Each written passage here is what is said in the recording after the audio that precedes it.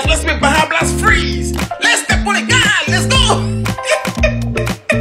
Add 1 cup of Mountain Dew in a measuring cup. Here we go. Along with a 3rd cup of a blue GATORADE.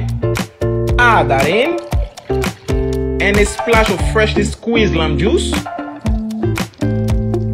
Add that in. Give it a stir. And add it to an ice cube tray. And freeze it overnight. Let's go. Add your Baja Blast cube to a blender. Yeah. Add in more Baja Blast to help the blending process. Cover and blend it smooth. Let's go.